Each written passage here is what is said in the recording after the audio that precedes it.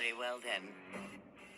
I'm only too happy to put your doubts to rest. All right, welcome back to another video, and today I want to talk about the Masters of the Universe New Eternia Trapjaw. And let me tell y'all, I've been excited for this guy because let me tell you, I missed out on the classics, and the classics is so expensive that when Revelations came out, there was no way. That was a caravan of garbage in my opinion.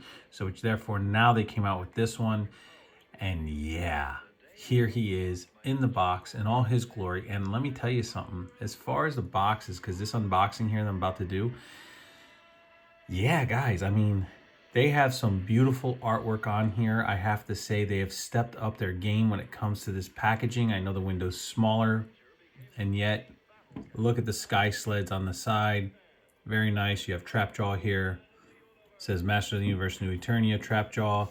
Turn it sideways, you have the moon carrying on the rest of the picture. If you were able to fold this box out, if you tore it apart, you could. Then you have the Talon Fighter, you have Castle Grayskull, and then that looks like He-Man and Merman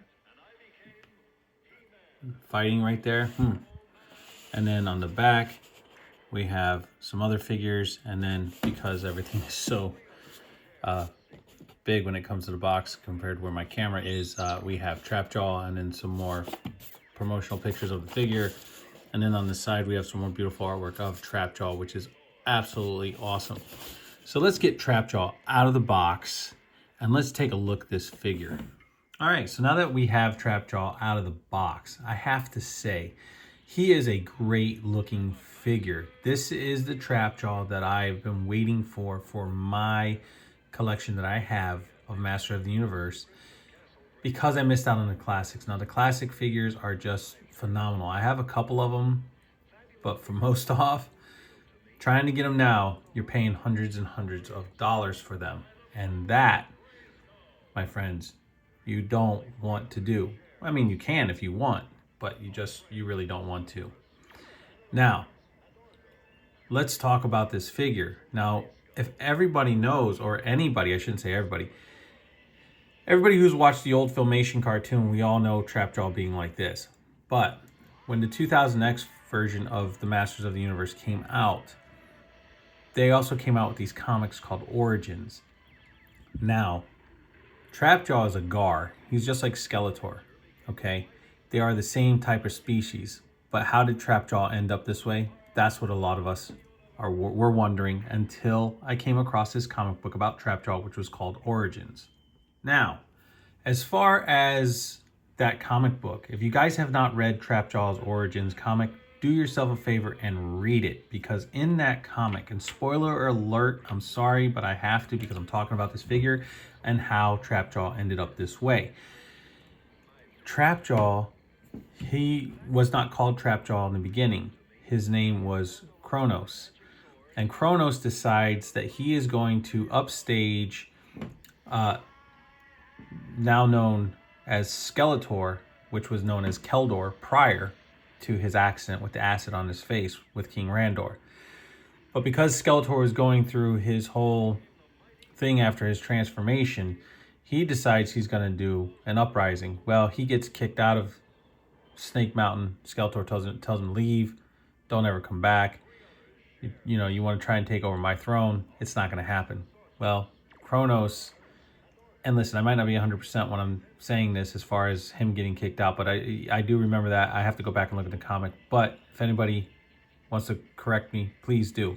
But he comes back. He comes back with an army. That's what I'm trying to say. So Kronos comes back with this army to take over Skeletor. What he does, he gets into this knockdown, drag-out fight with Skeletor, and Skeletor says, okay, enough, because he was actually getting to the point where he was kind of besting Skeletor at that moment. And Skeletor says, you know what? Enough of you.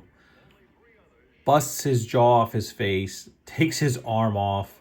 I mean, just ruthless. It was a ruthless battle. Then takes him, rebuilds him, and puts him down in the dungeon type area of Snake Mountain. And that's where he keeps him there, where he self-loathes and all that stuff. So if you actually go back to Origins, or not Origins, I apologize. If you go to the 2000X Mike Young series, and you actually pay attention, if you after you read that comic and you go back and you watch it and you pay attention, you'll see Evil Lynn come to Trapjaw in one of the episodes after Keldor gets turned into Skeletor, and she makes a comment to him. And I don't remember the exact comment, but she does make a comment to him. He's down in like the bowels of Snake Mountain, and he's not too happy. But anyways, that's how he ends up the way he ends up. I mean, even his face, it got, besides his jaw getting knocked off, Skeletor, if I'm not mistaken, grabbed him by his face and kind of burned his face, turned him into this green zombie looking, like kind of melted his face a little bit type deal. Yeah, so they had some bad blood, but anyway, he becomes his minion. That's enough of the history on Trapjaw. But anyway, let's get into taking a look at this figure that Mattel has made. And I'm telling you, he's just a gorgeous looking figure. And if you're looking for a great Trapjaw for a reasonable price, this is the guy you want. I mean, look at that head sculpt. Beautiful. Reminiscence of the original. You have the purple jaw, the green face, the kind of looking off into nowhere type look that Trapjaw has. You have the actual hole on top of his head to put the string through where he can slide, which is very nice. Then you have his armor. Then you have the shoulder, which then goes to his robotic arm, which of course we don't have anything in there right now for his accessories, which I'll show off. You have his WWE wrestling belt with the skull and crossbones on here. And then you have, of course, the metal in the shoulder here, and then down he has some more metal on his arms, and then on the back of his hand. He has his furry loincloth, and then come down to his legs, and so on and so forth to his boots. Very nicely done. Love the green paint. Love the way the blues come through the back of the belt so you can actually see where it detaches. He actually has a holster here to hold one of his weapons, and then another one here on the other side to hold one of his weapons, or his attachments, I should say. Then he actually has the slit in the back to hold another one of his weapons that he has. So beautifully done. I mean, not a bunch of paint mess or anything like that. And it's standard articulation when it comes to Masters of the Universe. And as far as ab crunch, yeah, they kind of, I don't know if mine's, nope, hey, I stand corrected. Let me just say, that's a beautiful ab crunch. I thought mine was seized, but it's not. I just didn't give it enough torque. But I mean, his movement is, like I said, just standard. And yeah, no, it's nice. Don't get me wrong. And it's smooth. He, which, hey, I have to say they have been definitely getting better at making these figures move a little bit more smoothly. And then here you have his jaw. He can look up a little bit. So let's open that mouth to see. His jaw is articulated. And as you can see the inside part of his mouth, which is supposed to be part of his, the back part of his throat, I guess you could say right there. His tongue is pretty much, I guess that's supposed to be part of it in there. But yeah, I mean, he's one messed up guy. All right, so now that we've talked about Trapjaw himself and taken a look at how he looks and his sculpting, let's get into taking a look at the accessories that this guy comes with. Starting off, we have Trapjaw's sword, and I'm telling you, man, this is actually really nice. I like the fact that it has the ram head on there, and I like the fact that they put the nicks and the dings and everything in the blade, so you know that it's been used. Nice little hand wrapping on the hilt. You can see the back part of the skull of the ram on there. Very nice. I do like the fact that they have definitely added some wear and tear to this sword. Next, we have Trapjaw's hand cannon, and he can change them in and out. Like, I know, remember in the old one, he used to take it off, put another one in, but in the newer one, it would just he would just change it, if I'm not mistaken. It's been a while since I've seen the cartoon. But here's the peg to plug into the arm right there, and then you actually have the sight, and then the blaster. I don't know if that's another blaster there, but then here's the hook to actually hook it onto his belt. And when I got this, I'm just letting you know the way they had it up near his shoulder. If you actually pay attention when I was showing off the package, it was tied in there with him, and it was kind of warped. So I had to heat it up, and I had to straighten it out the best that I could. Not too bad of a job. Next, we have Trapjaw's hook. And it's cool. I mean, it's just a modern version of Captain Hook's hook for his hand. I mean, that's definitely, he's definitely a guy I don't want to face in battle with these attachments because he's going to just tear you apart. But then you have this actual clip right here which clips into the belt.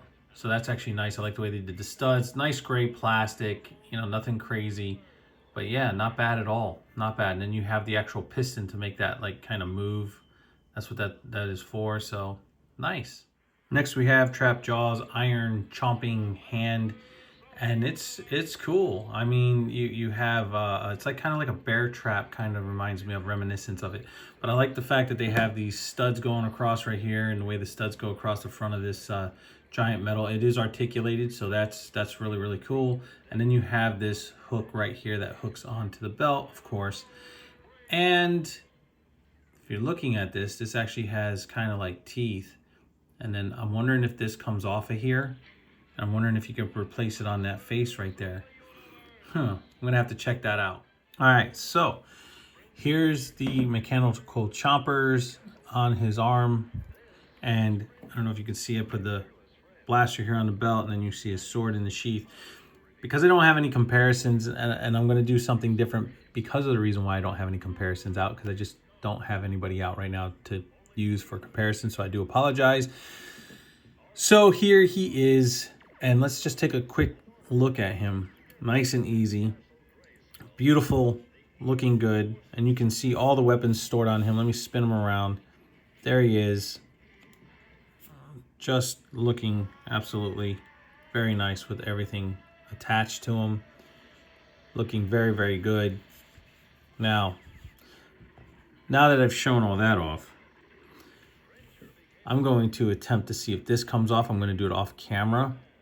So, and if it does, great. So that way I'm not, you know what? Give me a second. Maybe let me test it first, and then I'll try doing it on camera. All right, so here we go. I'm going to attempt to do this. So, yeah. So you just pull it. Just give it a little pull, and it detaches. Easy peasy. That's very nice. Now to get the, oh, and I didn't even see those hydraulics there. That's just another little bit of goodness right there that they've added in. But as you can see, this is just molded. It does not, so everything is off the bottom hinge. But anyway, to do this, you're gonna have to pop his head off, just like that. Now we have a headless, and I say headless, Trapjaw. Look at that beautiful head sculpt. But now you can open up his face, and you can actually really look at it. And the reason why I didn't really care for the other one, because see how this is just nonchalant, so you can open it up and you can actually see it just like that, which is nice. The other one, it just like was really elongated. Yep, just pull on the side of his jaw ever so gently, and you could pop that right off. And now you have him without his jaw. And then you could take this one here, and the color reminds me of the land shark. And then you could put it right here on the bottom of this. Now this is more of the Filmation animation and the original toy color. This one here is more of the comic book or the 2000X Mike Young series production Trapjaw, where he had a more, the jaw was a lot bigger and all that. But there you go. That's on there, along with those massive looking spiked up teeth, which actually I kind of like. So let me just pop this head on here. All right. So now you have Trapjaw with his new accessory. That's actually pretty cool that they did that. I think that's really cool. I mean, it's cool that you can put it on there, and I'm kind of digging it. At the same time, I do like the nostalgia of the purple on there, so I'm probably going to keep the purple on there, even though that this looks really good. But yeah, I do like that. I do think that's really cool. It just seems to, aesthetically, it seems to fit a little bit further away from his head. So you gotta, it gives him kind of an underbite, which is cool. Don't get me wrong. I mean, it is cool. I just think that, you can have it either way. It's your figure on what you want to do. So when you want to take this back off, you're gonna have to pop the head off, of course. Whoop. Pop the head off. take off the jaw. Take off the jaw. And then pop it right back on like a happy little tree. There we go. Little Bob Ross reference there. But anyway, it is cool. And then, of course, you want to put his weapon back on because it fell off. Yeah, it looks good. It looks really good. Oh, I got him kind of standing off there looking all crazy off to the side.